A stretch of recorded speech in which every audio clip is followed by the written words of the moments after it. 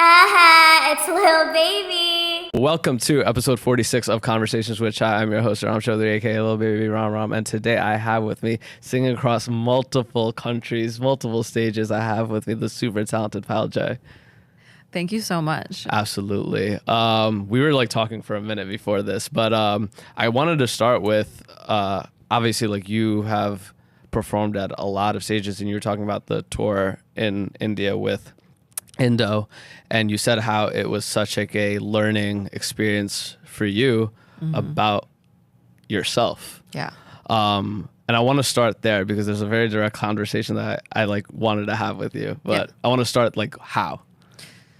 Whew, okay. Well, it's interesting. Like I always tell Kahani this. I'm like, you just like give people the nudge and then you just make them fly, you know? Yeah. And so honestly, like all of us, we had no idea what we were getting ourselves into, like with the India tour. We kind of sort of knew like some stuff, but we kind of sort of landed and we're like, all right, we're here.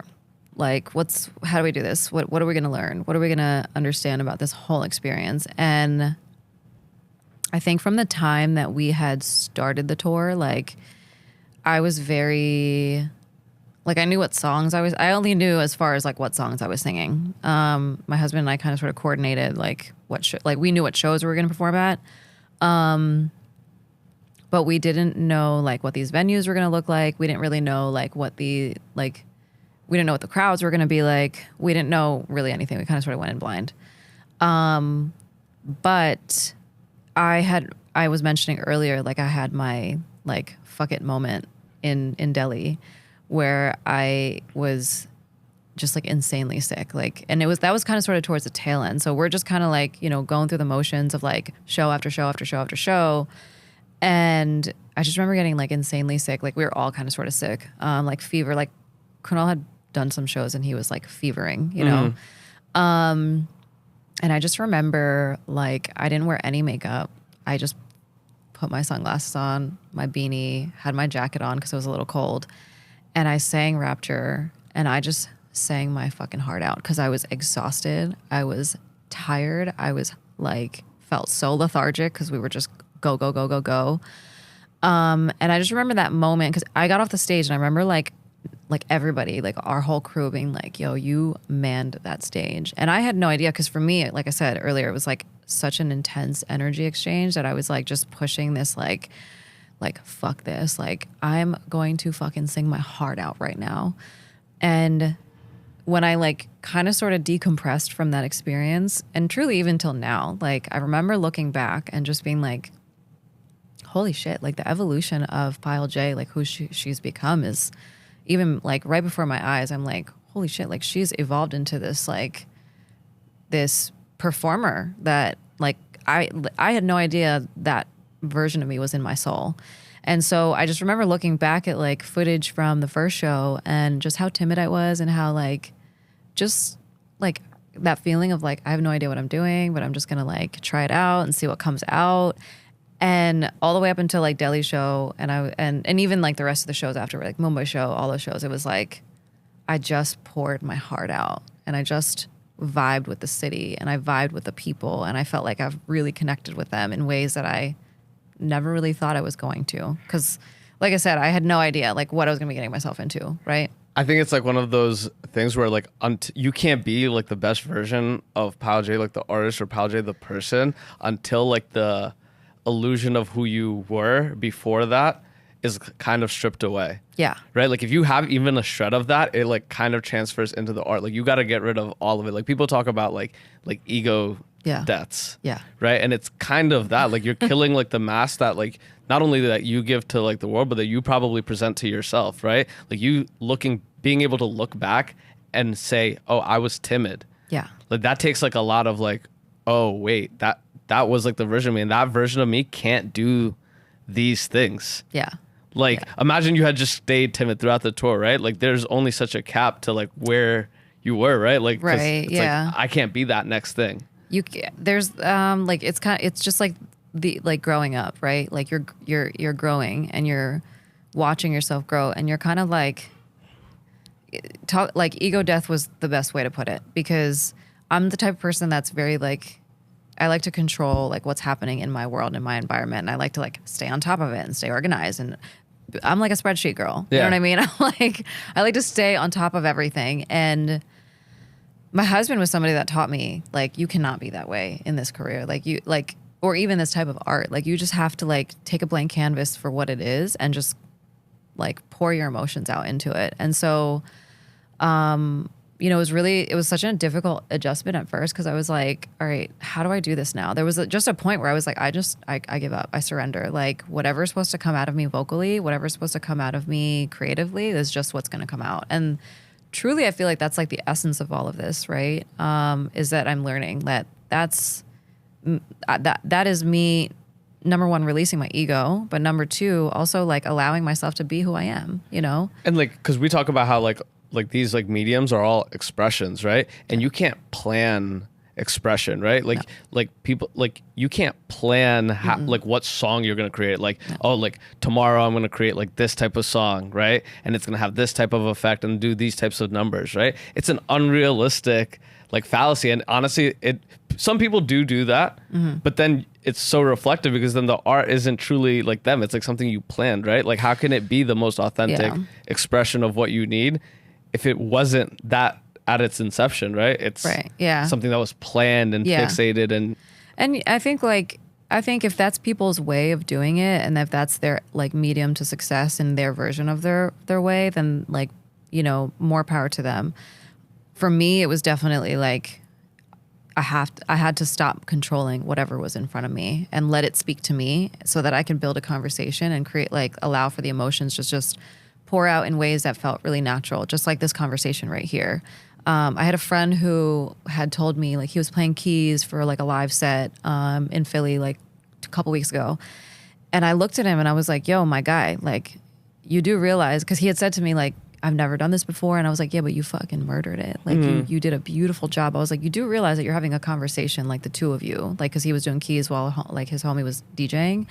And I was like, you do realize that you guys are just having a conversation and that it comes out in the form of music. Right. And because I saw the whole thing play out and I was like, this is so beautiful. Like just what's happening in front of me. And so when I think about, like even when my husband and I collab together, like it's a conversation and it's like comes from the heart and it doesn't require words or it does require words if I'm writing a song, right? But yeah, I mean it's a lot of just like surrendering, so much surrendering. It's interesting because like obviously like us, Kahani, Kunal, like we're artists, but it's also like there's business associated with it. But at its truest form, it is the art, right? Like you asked, like a bunch of people asked like, hey, like what kind of questions can I like expect? And it's like, if this was just a business to me, that would be an easy answer. It's like, I'd ask these questions and we'd go like this. But because I look at this as like an art form, it's truly whatever conversation we have, right? Because that, again, that is the art of it. The fact that it came from both of us authentically at this moment. Right. Because that otherwise, like, again, like some people like do dabble, I would say, in like the creative business, but they're looking at leaning towards more a business than the creative. Yeah. And that was kind of sort of the approach that, like I said, because I'm naturally this like business person that I've been for the last almost decade now.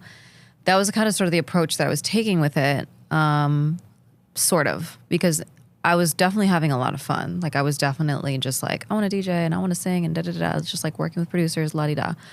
But then when things got serious, I was like, oh, I don't think I fully understood. Like, I remember right before India tour, people were like just asking like what do I think is going to happen? And I'm like, I have no idea. Like, I don't know. I was like, all I know is that we're going there. Yeah. I was like, we'll see what happens when we touch down. And the feedback that we got was like insane. Like rooms just like filled, packed, crowded, like people showing up well in advance to watch the openers, all the way through the night when Kunal or Kahani were done. Like it was insane. It was so beautiful to watch. I think like getting put into an experience that you haven't been in makes you change those things. Because like you're saying, right? Like you don't know, like when you touch down in India, like you don't know what the plan is because you've never done it before. Right. So then you're person yourself has to change and adapt to go do that, because you were experiencing something you've never have. And sure, there could have been things that could have prepped you for that. Yeah. But at the end of the day, it's never facing the actual thing itself. Yeah. And I hadn't gone to India in like 14 years prior to that. So I didn't even know what like the essence of India was going to be like. You know, like I had like just like faint memories of things, but it had been my first time back in 14 years. So people did ask me like, was it a bit of a culture shock? And I'm like, yes and no, because I was like, India's still India, you know, like there's still like there's still street vendors the way like you see, you know, on the internet, right? Yeah. And there's still like, it just like, there was a lot of things that were still very familiar, but then like the, like I didn't know nightlife was the way it was there, because obviously I was like too young to go to the clubs and stuff back then. But, and I didn't expect anything less in terms of like how modern they had become, like how modern India had become. But yeah, I mean, it was just, I think I didn't really have culture shock. I actually genuinely felt really at home, because I'm like so randomly desi in like the weirdest of ways. Like I love having my chai nasta in the morning. Yeah. Like I love like, you know, like I'm Gujarati as hell sometimes, you know? So it was like moments were definitely, like, and I love eating khichdi. Like I'm like a big khichdi person. Like I love having Gujarati food like for dinner. So it was like a lot of like, okay, cool. Like I'm chilling, you know, but I had no idea what like the music scene was going to be like out there. But I know that like big DJs go out to India, and, you know, Indian or not, you know, so I was really actually curious to see what it was like and what it was about and how, like, what kind of feedback we were going to get. And I was low-key like, I'm not surprised. This is the Kunal and Kahani thing that they do. This is like, they're so good at like they're so good at showcasing what Indo is, you know, and they're so good at like, and they're visionaries, both of them. They're like masters of their art, you know, so. It's important to, you ever hear the phrase where it's like, you can't want better until you see better? Yeah.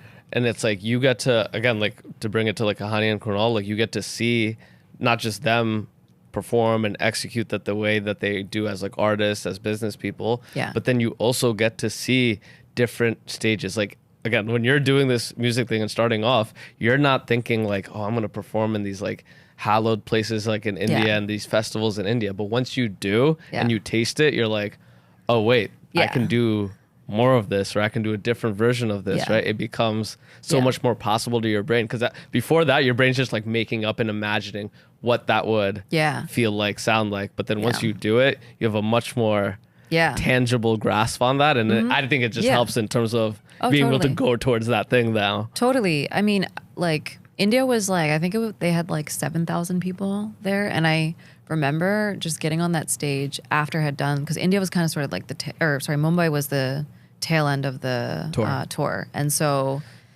I just remember by then I was like, all right, like, let's do this, you know? And it was kind of like, I had to do the go round a couple times in order for me to be like, okay, like I'm on the stage, I'm about to sing my heart out and connect with this crowd. But like I said earlier, it's such a massive energy release, because you're just so stressed and anxious about so many different things. It's not just like, is the performance going to go well? It's like, what am I going to wear? Am I going to have all the things that I need? Am I going to get through sound check the way I need to? Am I going to have like my vocals the way I want them? You know what I mean? Like the way I need for them to sound. So there's so many different elements that that lead to this grand moment. And like without miss, every time I like was like, fuck yeah, like that's exactly how I imagined it to go, you know, because there's all this pent up energy and you're like, I need to get this shit out of my system. And then you sing your heart out. There's been so many times where I get off the stage and I'm just like shaking because I'm like, that felt really good. It's probably one of the most like therapeutic and most present moments of your day, week, year, because every other time in life, right? Like you're thinking about, what am I going to wear? How am I getting there? All of these other things. But for that 5-minute performance, or for that 15-minute performance, for that 1 hour pod, right? This is it. Like I have to be like right Yeah. here. Yeah. Because otherwise you never get like the best form of the Yeah. artist, right? You never Yeah. get the best performance because that person isn't giving it their 100 because they're thinking about Right. something else. They're thinking about Yeah. how do I look up on stage, right? They're, Yeah. like even that little bit Yeah. transfers to the performance itself. Oh, 100%. And I think like, I don't know if I've had enough in-depth conversations with like other like performers, like from a singing standpoint about like things that they experience. And I, obviously now that I'm much more deeper into this world, I've been having more and more conversations because that's just naturally like, hey, Payal, how you been? Like, you know, I see what I see what you're up to. So it's interesting to see like what other people go through. I honestly like, I've never had such a deep relationship with the universe in terms of like just trusting and just being like, all right, it'll work out the way it's supposed to. Like just have that much faith, you know? And so all these things that I would get really emotionally caught up in like before, like I said, my husband like really like had to like reel me back and just be like, yo, this is art. Cause he's been doing music his whole life. Like that's been his thing forever. And so to have that kind of sort of like, to have him kind of sort of pull me back and be like, you can't look at this like it's like all logistics and operations, you know, he's like, art is art at the end of the day. And so, yeah, I think that there's some aspects of it that you do have to take into consideration. Like you do have to, you know, manage this whole thing. Right. But when it comes down to the actual art itself, you have to know how to be able to like tap into that and pour out, you know?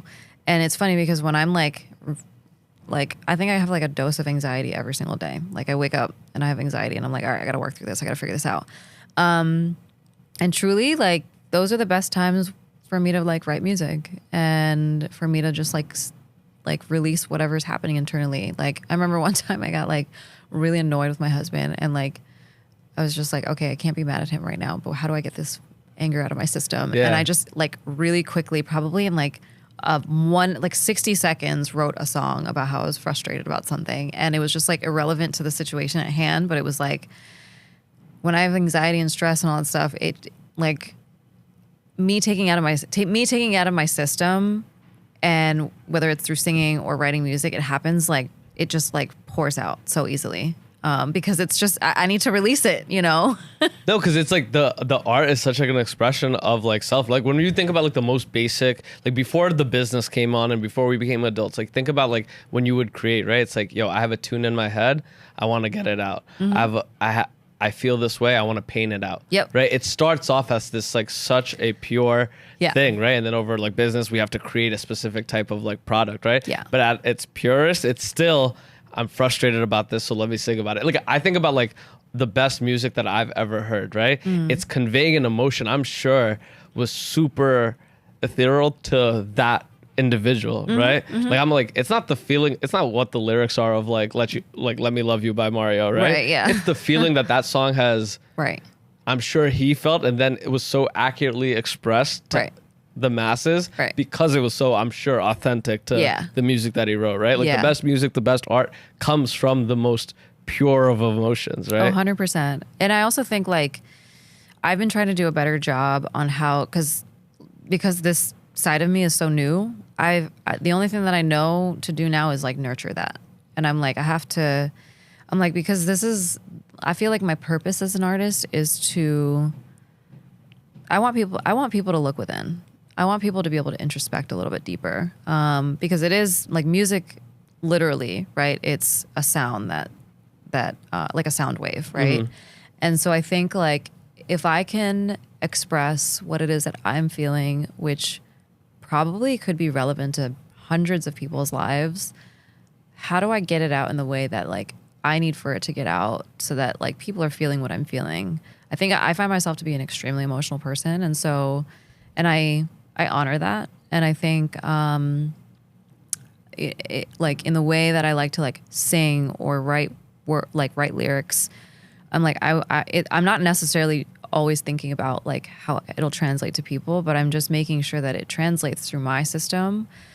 because it's going to hit somebody one day. You know what I mean? It's going to hit like the heart of someone, you know, and that is, I feel like, the end goal. But the initial goal is like for me to like just be able to like take these emotions and pour it into something. And I really have to do these exercises where I'm like humming and like humming and like singing in ways that literally make my vibration, like my frequency and my body feel good. Like, I have to nurture making sure that process is able to happen. It's kind of like going to therapy, right? Like you have to be able to like really like surrender to therapy and surrender to it. And then also make sure that like you're in a mental space that you like want to release all that out of your system. And yeah. Talk to me about that. Cause as you're saying that, that's like really hitting me, right? Mm-hmm. Because I'm trying to think about, again, like when I come up here, I try to be as present as possible, but I'm trying to think of like are there like practical things that I can do to mentally like surrender in this moment? Cause I agree. Like, I think like my best performances, my best like podcasts, right, are essentially when I'm like fully here and engaged, right? Cause it's no longer like, oh, I got to do this for the business tomorrow, or I got to do this. Like, it's truly a surrender of like whatever emotion I'm feeling now, right? Frustration, like happiness, joy, right? Like all of those essentially translate to how I'm here. Right. But how do I get myself to do that? Because I do find struggles, right? Because like sometimes I'll go from this like high stress environment. I'm like I'm like literally in the Uber on the way here, making phone calls, conducting business. But it's like as soon as I get here, I have to like. Again, today I was really good about it. I think it was like, you know, I was like, you know what, let me bring like a certain like be here. Mm-hmm. But how do you do that going in? Because like when it is like, hey, I have to create this art. Because sometimes it is, I have to create this art. Yeah. It's I think it's a combination of multiple things, and I'm gonna try to like give the Cliff Notes version because this is the type of conversation that can be hours long, right? But I think for one, it's like as you go through different phases in your life, I always like to tell people like get like what's in your toolkit, like what's in your like toolbox of things that you can like go to and access regularly that will help you just stay grounded. And while I've been developing and working on building this toolbox for years now, it changes. Like things are gonna like you're gonna have to get rid of things, you're gonna have to bring new things in. And so this go round, because this was probably the biggest life transition that happened. Like in a time span of like 1 year, 1.5 years, I got married. My husband and I were moving. We're part of this record label that's moving at 1,000 miles an hour. Like just all these things, right? How did I find my authenticity through all of it? And I struggled a lot. I struggled so much because I was like, who is she? Like, who is Payal Jay? And so, which then obviously bubbled up into a lot of anxiety and a lot of stress and a lot of like internal tension and a lot of pressures. Also being like an Indian woman, my family being like, what the hell are you doing? You know, like, are you making money doing this? You know, like those kind of questions, you know? So there was just like all sorts of things coming at me from different angles. And so every single day I'd have to like really, really, really like get myself out of the like an awful mental space. And then it was just like, I had to really understand what my body was feeling. Like, was I feeling anxious? Was I feeling depressed? Was I feeling stressed? Was I just tired? You know? And that took months to develop. So like things, like just literal things that I've done and practiced over the course of time, like breath work has been really like amazing for my mind and my system.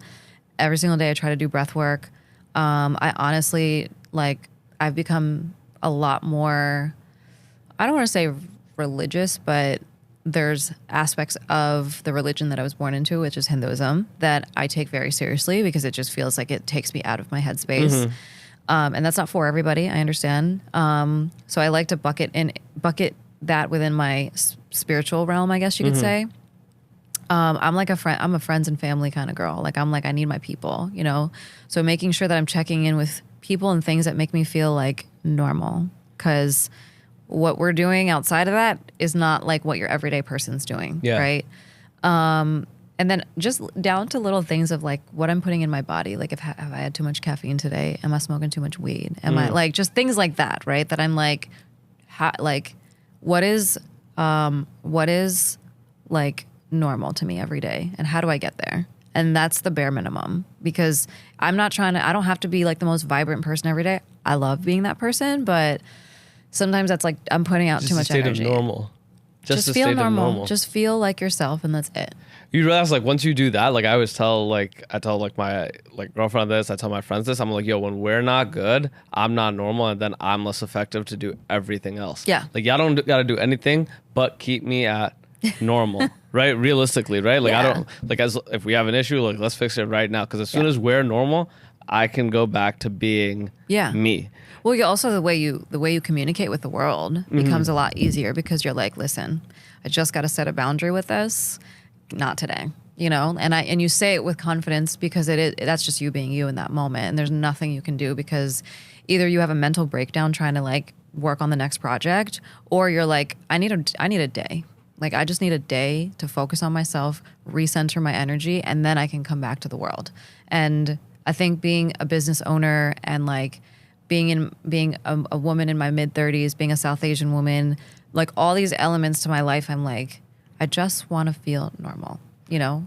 It's important to give yourself that grace too of like saying like, hey, I need, because I think when I was like younger, I used to have this like if I took like a Sunday off or Saturday off not to do anything and hang out with my friends, I would do it, but then I would feel Guilty afterwards for doing it. Yeah. And that's like something I had to like realize now. Like it's like, yo, if I take that Sunday off, that's what I need. That's what that Sunday version of Ihram needed in that moment. Yeah. Right. But because you waste time then feeling guilty, and then you like anxiety stress into doing a decision that's probably not best for you. It's like you're making poor errors because of that negative emotion, right? Instead of just being like, you know what, Ihram needed that. Yeah. And now I can come back to Monday and do what I have to do because I feel normal because I took that day. Yeah. You never look at that as like the investment. Yeah.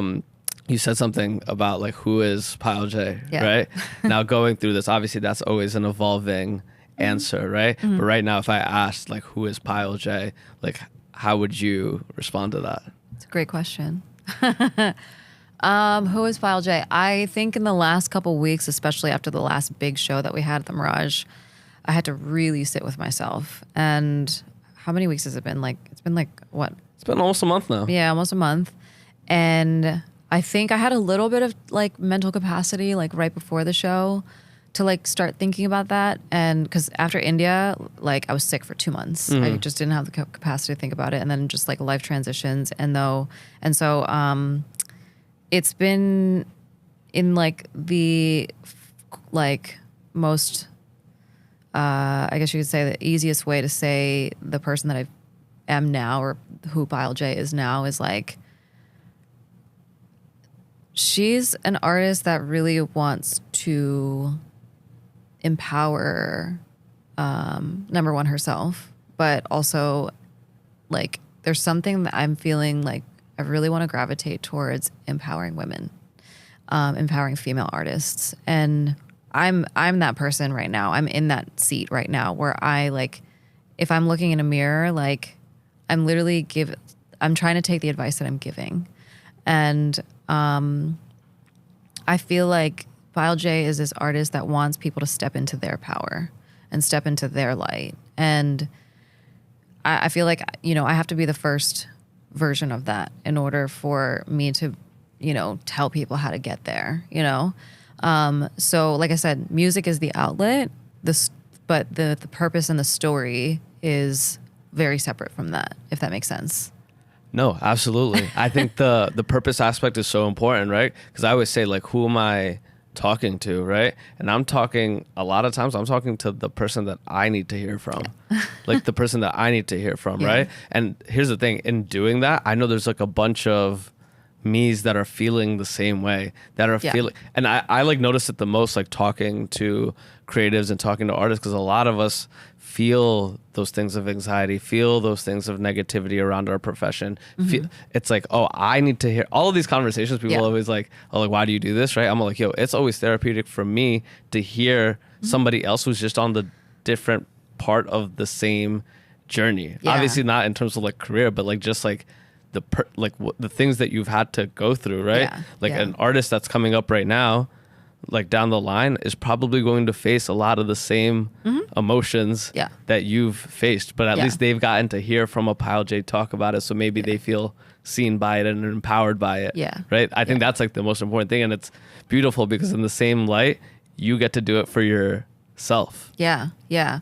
I'm almost like my first, it's like I'm my first client, you know, or my first like project. And I think that there's so much to it, and I feel like there's a lot of people who are just like confused by their identity or confused by who they are and like their trajectory, artist or not, you know. And I think that if there's one thing I can offer to the world, and if that's for people to feel a lot more like aligned to themselves through my music, then I've done my job. You know, I've done what I needed to do, and I think it's really, it takes a lot of grit, and it takes a lot of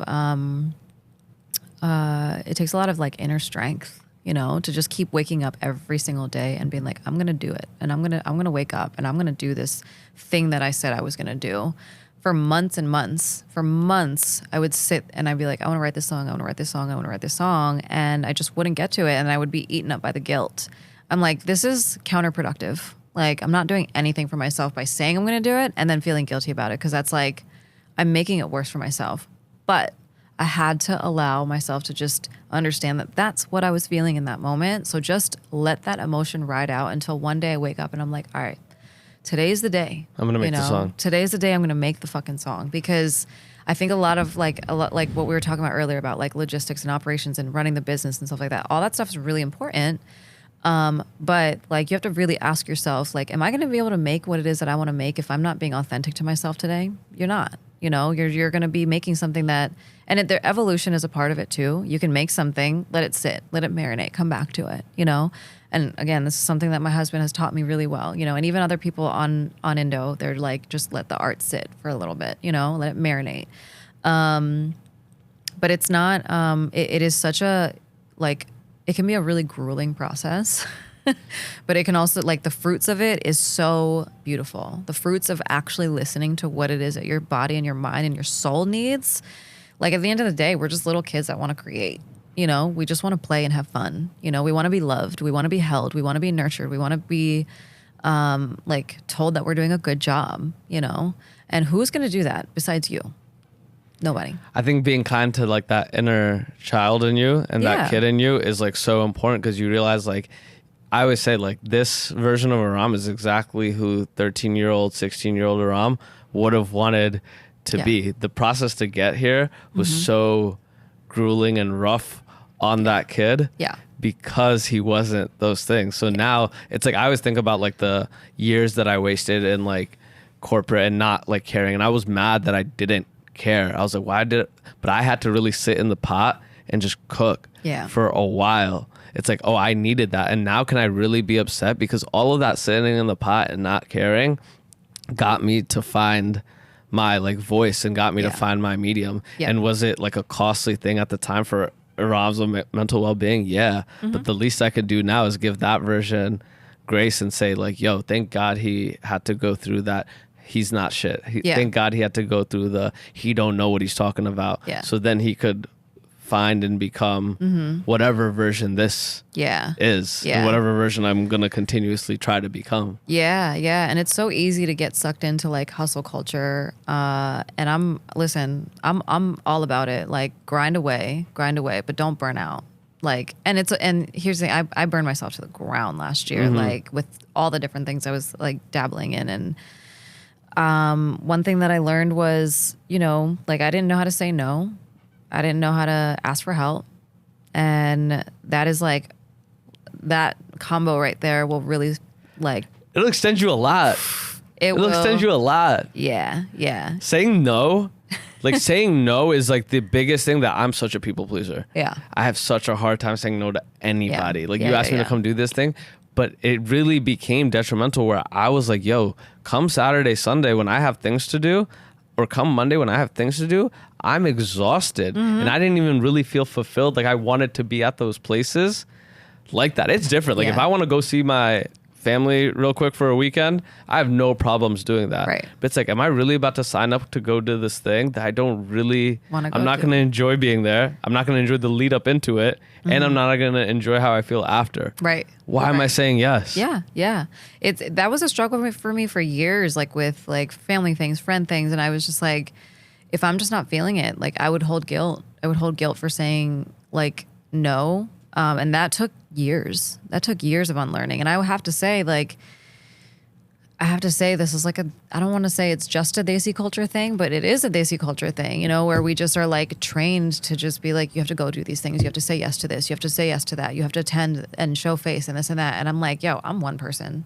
And I'm also the only, like, female creative who's in my family of like, I mean, I'm Patel. So like, Yeah. we roll squad deep. You know what I'm saying? Like I have a big ass family with a lot of family events. And so like, it was, like it took so much unlearning for me to like separate myself from that, because I'm like, my purpose is not just this. It's a part of my life. It's a part of my world. But I was like just fighting with like being like this Indian bred, like this perfectly Indian bred girl, you know? And that came with a lot of like pushback. That came with a lot of like proving to people like what I'm doing, what I'm working on, like the money conversations, like, am I going to be able to pay my bills doing these things? These are all like very real life things, you know, like it's like everything looks glorious on Instagram, but I'm still doing human shit. You know what I mean? Like I still got bills to pay. I still got like a mouth to feed. I still got like all these things that I have to take care of. And by no means am I struggling, right? Like I'm not struggling, you know, I'm pretty comfortable, but it's just like, there's still so much like outside of the actual things that you have to do to show up for your life, there's also emotional things that you have to do to show up for yourself. And I think that is something that we just culturally are like turning the leaf on now. Yeah. Rather than keeping our heads down and keeping our heads down working. I think that is like, it's not just a Desi thing, but it is it's something that's like intrinsic to like our culture. Yeah. Because I think about like, when you talk about like the eldest, like South Asian daughters, right? Like South Asian women especially have to do it because like there's so much like duty based thinking when you think about like your mom, right? Yeah. Like I think about like growing up, it's like, yo, when my dad needed to go to an event, like my mom, no matter how she was feeling that day, week, or time, would have to show up for him, right? Yeah. And like go to this event. Like my mom is like so like the opposite of like my dad in terms of like my dad's like an extrovert. He's always has events, and my mom's like not that. But I know like growing up, like she had to do that over and over again, right? And it kind of trickled down into our generation where like, especially like South Asian men are kind of like allowed to like be like a little bit more like rebellious. Like you have like less questions asked, right? Yeah. Like if I think about it, it's difficult enough for me to do what I'm doing. Yeah. But if it was my sister trying to do what I was doing, there's a whole other set of struggles, right? Like me, it's like the black sheep son that they really couldn't ever control, right? Right, yeah. And it's like for her, it's like she feels like real duty and responsibility. Yeah. And I've heard that from my like cousins, my sister, right? Yeah, like I think.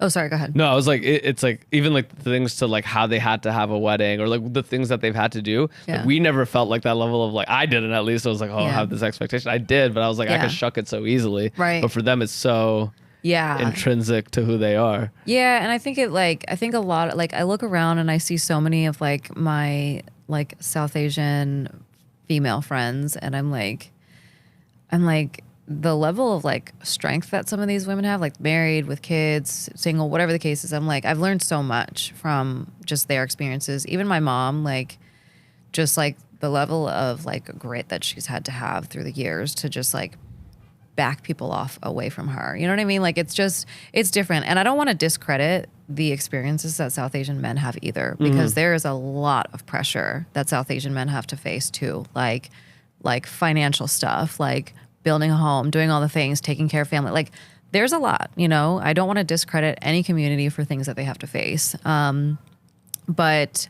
I obviously relate on the experience of being a woman, you know. Yeah. So yeah, I think you know, it's taken a long time to get here, you know, and I'm not done my work. No, I think that's like the difficult part, right? Because it's like we look at what it means to be a good daughter, what it means to be a good person, right? Yeah. And it's like those things are at some level taught to us, but then we also kind of have to discover what those things mean to us, right? Like, is it just like, again, like if we on the South Asian male side, right? Is my only responsibility just providing a home and providing financial stability? If I just do that, but then I also don't have a real good relationship with my kids, or I don't have a real good relationship with my wife, have I really done my things as a man? Yeah. To me, no, right? But like to a lot of like, again, South Asian males, it's like, yo, like they got to one part of it, Right. but they didn't get to the other part. And it's like your own understanding of that, right? Yeah. In whatever like community that you relate to the most, there is always going to be the literal part of it, and then there's always going to be the emotional internal part of it. And I think like I said, like I think that I'm so grateful for the fact that we're now as a society, forget about just like even Desi culture, like as a world, like globally, we're focusing so much more and more around mental health, and like that's become like the forefront of a lot of conversations rather than like everything else, which is like, yes, we have to be vulnerable. Yes, we have to talk about things. Yes, we have to break things down. Yes, we have to cry. We have to literally know how to just just know how to cry. And so I think that like we're getting more and more comfortable with it, but it's still like difficult because there's like lineages and all that kind of stuff, you know? It's difficult when you're not brought up in an environment that is conducive to that, because then you have to do the hard work to get there, and it's like tough. Like some people like can't get out of like their traps of that, right? Like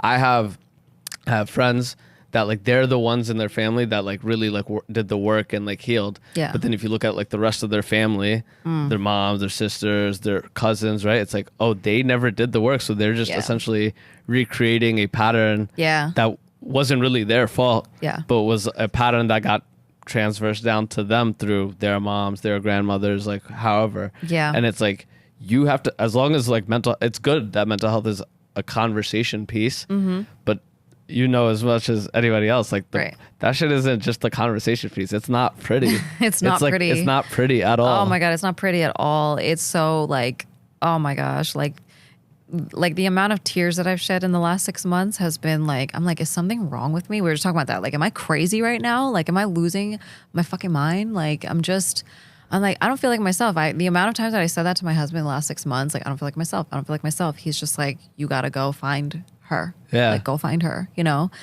And it's not pretty. Like, I've seen so many people go into isolation because they're just, and that's what they got to do, you know? Like, sometimes that's what they got to do. Unless, of course, it's like literally affecting their life, you know?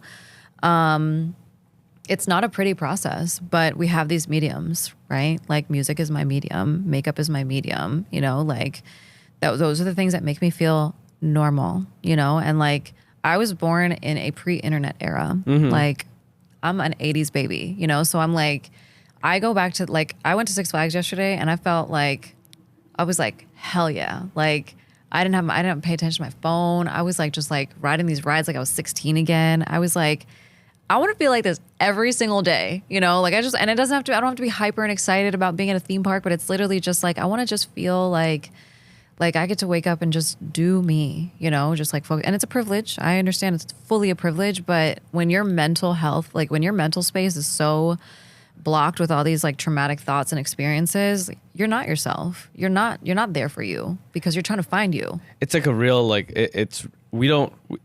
we know what anxiety is, but we don't realize what anxiety has had us do and had us focus on. Like you said it earlier, like the thing that you wanted as a kid was to be happy, right? But the anxiety of like, yo, I need to be able to afford to pay my bills. I need to be able to like have a job. Otherwise, like those are things that anxiety told you to do to ensure your happiness. Yeah.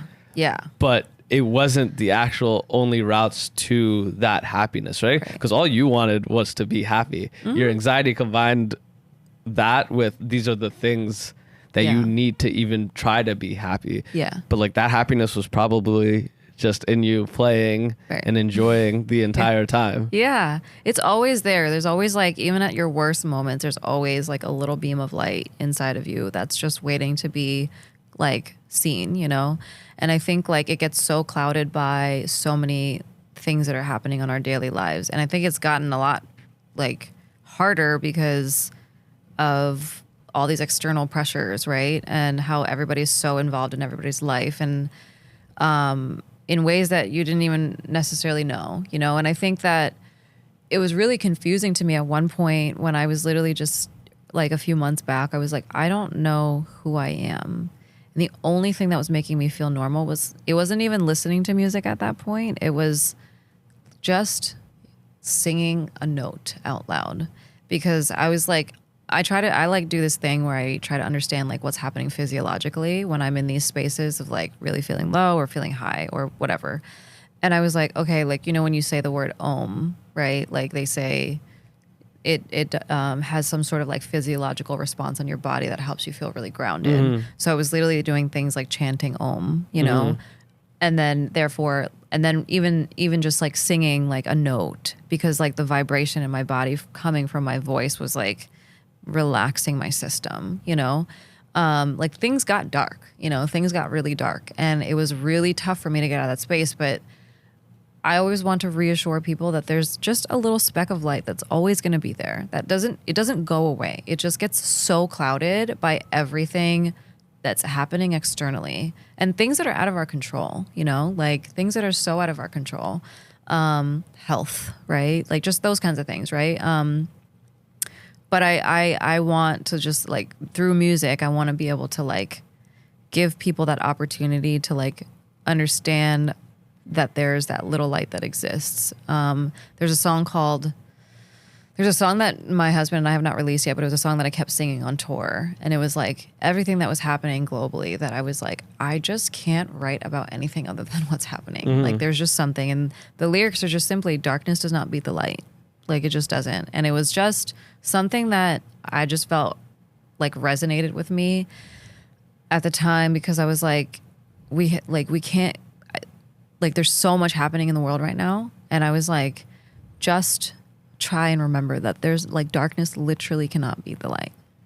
I think when you look at like life, right? Like you look at, there's always darkness and there is always light, right? Yeah. And when you choose to just, not choose, but when your body defaults to just looking at the darkness, you forget how much light is in our everyday lives, right? Like you can't see it. Like a laugh with a friend, like a beer with a friend, a coffee, like your favorite coffee in the morning, the sunlight and the birds. Like there's just so much, but like it's so clouded by the things that we think we need to be caring about. Whereas if we cared about the things that we truly, things that matter, our health, like our family's health, like being able to, like, it's like we forget those things and kind of take them as a given. Right. But it's like those are things that offer like a lot of light. A lot of light and love. Yeah. A lot of light and love. Right. Yeah. And we don't give ourselves that grace, because it's like easy to like look at your like life and be like, damn, this is wrong. This is wrong. This is wrong. Because like your anxiety wants to fix those things, of course, because you want to be happy without those things.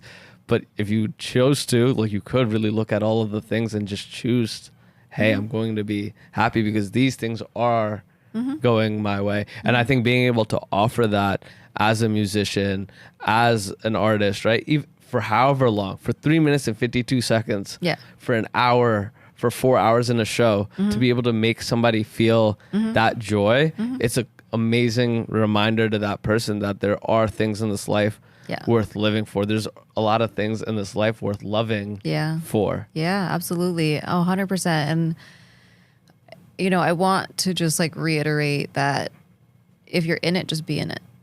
If you're in the thick of your, like the worst feelings, just honor it. Like, because like sometimes it's easier to be like, well, I could look at life this way and I'll just feel better. And that's just a Band-Aid, you know? And I think, it's hard to get out of those mental spaces, like really hard. And it takes months, it takes years sometimes. And you have to almost like nurture this other part of you that you don't even know how to nurture, you know, like, and it's really hard. Yeah. We have things like, you know, therapy, we have friends, we have all the money in the world, right? Sometimes, or we have no money, you know? And so like, I see this Ayurvedic doctor in like out by the Philly, and she told me, she like laid it out to me, because she was like, you have so much stress in your body, you know? And she's like, listen, you're going to be happy if you have money. You're going to be happy if you don't have money. You're going to be happy if you're single. You're going to be happy if you're married. You're going to be unhappy if you're single. You're going to be unhappy if you're married. She's like, just don't let it get to you this bad, you know? And when she kind of sort of like said like you're gonna be happy or unhappy in every aspect of your life, I said to myself, okay, I receive that. Like I accept that, you know? And when I physically, mentally, emotionally just accepted that that was just the reality, like in that very given moment, I was like, I could just take a deep breath now.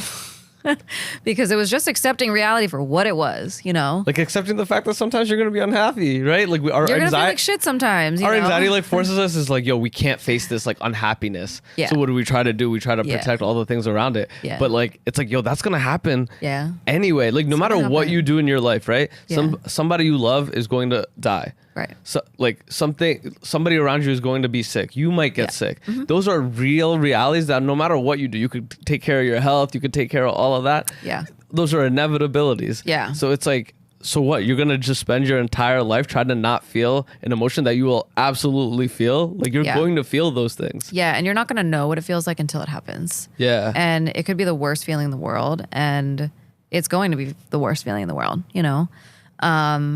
And you're going to like fall down a mental trap. And you're going to like say, you're going to have negative self-talk, you know? And it's, but I'm saying this to say that it's all normal, you know? It's all normal. And I think that that's like kind of sort of like my motto right now. I'm like, just be you in your authentic self. Because if that means you're going to be a crabby ass person that day, like you have to just honor it because it's coming from somewhere. The self-work comes in when you're just literally sick of being that person. You're just tired of it. You're like, I can't do this life this way, you know? And listen, like there's people out there that they go down such a deep rabbit hole that it like does things like takes their life, you know? And that's the unfortunate path, right? Of like, that's what happens sometimes, you know? But obviously, like, again, this is like part of like my purpose, right? Like of being a musician, being an artist, is like just giving people that like small bit of hope, you know? Like that's all I want to do. I just want to be able to give that people that small bit of hope, like you got this, you know? Like even if like lyrically the words don't sound like something that resonates with you or the melody doesn't sound like, it's just something along the lines of like, if there's people, if whoever's hearts I'm able to touch, that's what I'm trying to get to. It's like whatever like that in itself is like the highest like act of like service, right? Like to be able to be like, yo, through my story, through my music, through my art, if I was able to make you believe in hope in yourself, fuck it, I did my job, right? I always think about this. It's like, yo, no matter how many numbers that this does or how many numbers the music does, it's like, yo, if I was able to get one person that day that like, yo, maybe they didn't want to work on their hustle because shit was difficult. And you know what? They put on the pod and they heard something that really resonated in here. And then they went out and built something beautiful. Like, yo, fuck it, I did my job. Yeah, exactly. And it's like, everybody's going through some shit. And I've told myself this for months now because when I was going through my like, I would call this like a second wave of like the highest level of stress and anxiety that I've ever faced in my life. Like the first go around was like over 10 years ago when I like my father passed away 14 years ago. And so like that was like it's a very jarring thing to like experience like internally, like especially when you're in your like early 20s, you're still finding yourself, you know?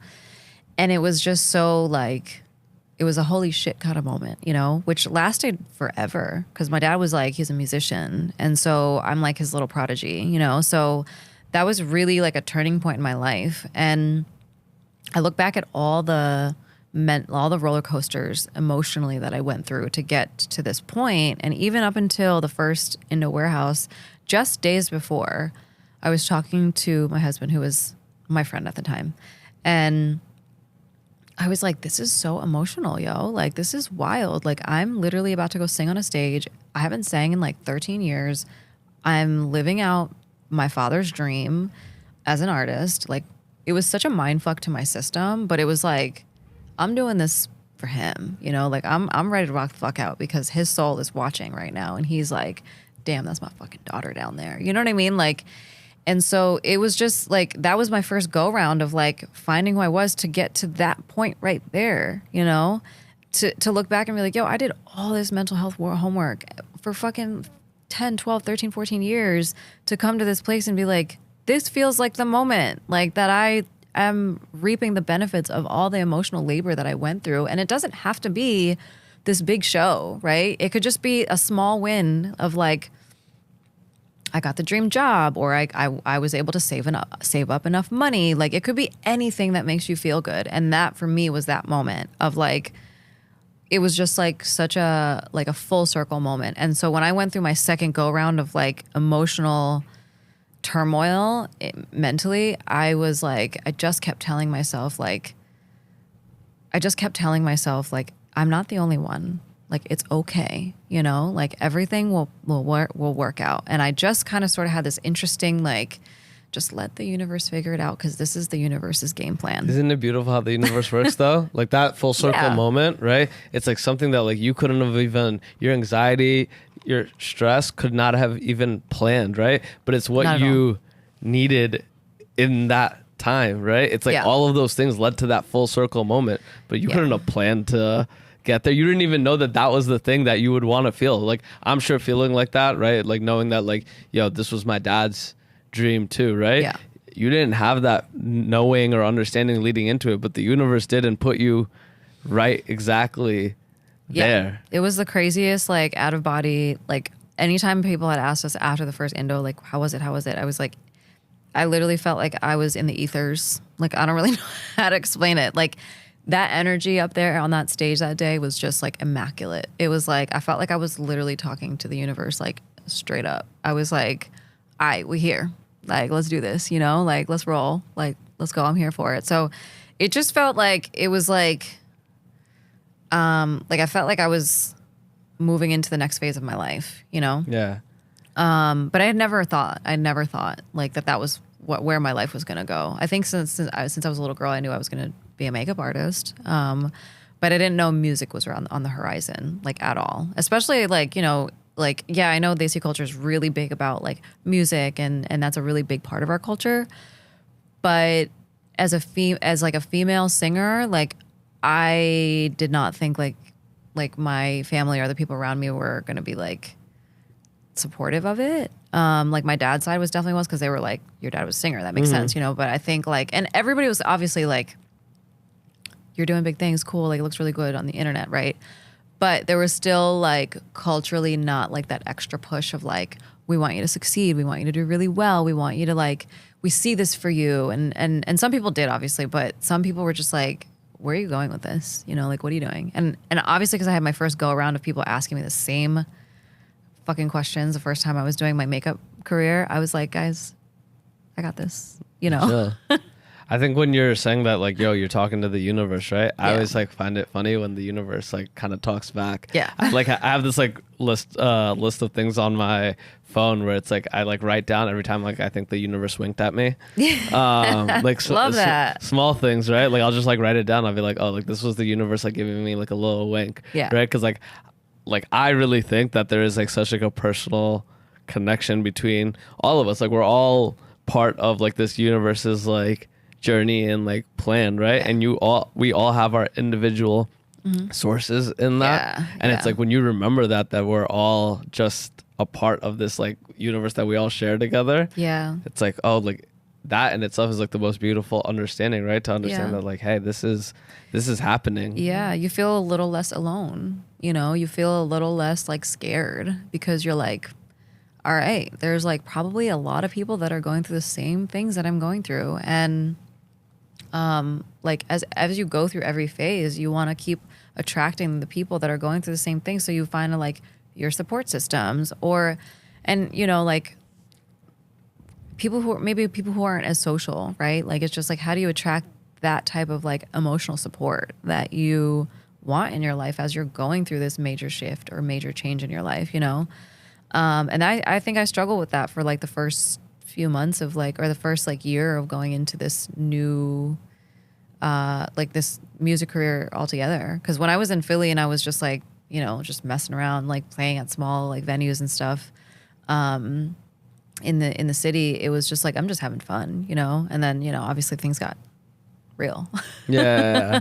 And I was like, all right, we gotta have a different strategy here. You know what I mean? Like, and I always tell my husband and I always talk about this. I'm like, with big dreams come big sacrifice. You know, like you can manifest the hell out of anything you want, but just understand there's sacrifices that come with it, and you have to be ready for all that. Like you have to make space for it, right? Like the things that you want, like you always have to make space for it, right? I think about like the relationships that I've like been able to create, and like it's like, on a very practical level, it's like a bandwidth thing too, right? Oh my God, 100%. But you have to create room in your life for the things that you're trying to manifest and Right. trying to bring in, right? Yeah. Like there's certain relationships that you've always wanted in your life, right? And you never had. Yeah. So like you're gonna have to shred Yeah. the ones that you're not really aligned with to have those. Yeah. Otherwise you're gonna be stuck. Yeah, I fully believe that you can chase after your dreams. You can really visualize and bring things to life, like 100%. I'm a firm believer that if you put your heart and your soul into what it is that you want to do, it will come for you. But are you willing to do what it takes?